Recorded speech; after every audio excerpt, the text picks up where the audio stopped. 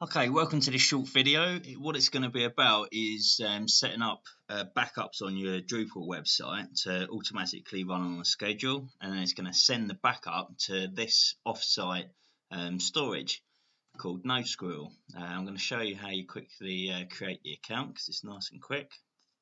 Okay, so you literally just put in your email address, pop in a password,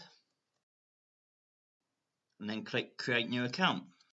And that's it. So registration successful, and it logs you in straight away, which is pretty nice. Add a site. So you add in your site name, save site, and then you grab your secret key, and then copy that to the clipboard for later. And that is how you set up your free storage, basically. So next we're going to the Drupal site. We'll install backup and migrate, and then follow the instructions. Okay, so next we install the module. So if we go over, there's a whole range of different ways to install the module. What I've done, I've just quickly downloaded it over in FileZilla. I'm at the root of my Drupal site, so I'll go Sites, All, Modules, and grab that backup and migrate. Just upload it.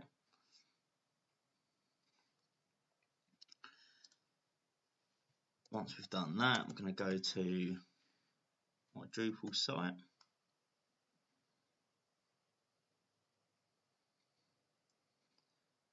I'm going to go Modules. Okay, once we're at Modules, I'm just going to do Control F and then backup because it'll be a lot quicker.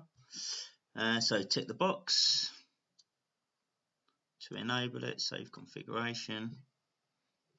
Okay, once the configuration's been saved, close that. And then we can go over to System, Backup and Migrate. First of all, I'm going to go into Settings and Settings Profiles. We can see we've got default settings already set up, so I'm going to go Override. And in here you can change the name of the backup file if you want, and other things. Default database backup. Here are the different options for what you want to back up, so you can exclude tables altogether. Hopefully we've got none of them. No. And then we can exclude data from the following tables, so it means that Drupal will have to make the tables from fresh. This is a good feature because we can exclude cache tables and other tables that contain data that Drupal can readily recreate.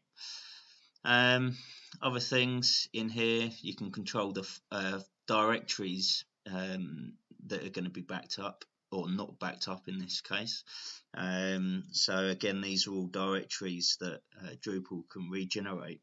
The idea that we're doing here is we're excluding things that are automatically generated, because this will keep our backup file size smaller. So nothing I want to worry about in there. Entire site backups. By default, it doesn't back up the settings PHP file. I do want that backed up as well, but that's because of the way that I'm using it. And then other options you can put in here. Send an email if it fails. So for now I'm going to leave it, but it's a nice feature. And then save that. So once I've got my settings profiles, then we go to the NoSquirrel tab. And this is where we enter in that secret key that we made.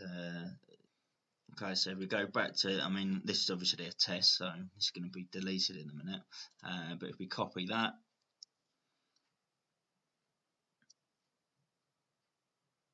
backup source, I want the entire site once a day and automatically delete old backups, otherwise you won't be able to get new ones in there. And that's it, that's ready to go. So we could just back up now, and that's it, done. Now if I go back to schedules and override, some other nice features in here, so that's all done for us. Run using cron every day, that suits me fine. Smart delete, you could leave it like that, or simple delete and just say I only want 20 days worth of backups. And that's it. Save schedule. go to save backups, we can see there's nothing there. But if we run cron, hopefully, oh, hold on, must specify a private system. So let's go and do that. Now, typically, I would specify site's default files private, but on this particular site, it was set up as a multi-site originally. So I need to do sites, and then the name of my site, which is there's going to be the folder in there, and then files private. But as I say, most of the time it would just be default, and you wouldn't have the domain name. Anyway, so let's save that. Good.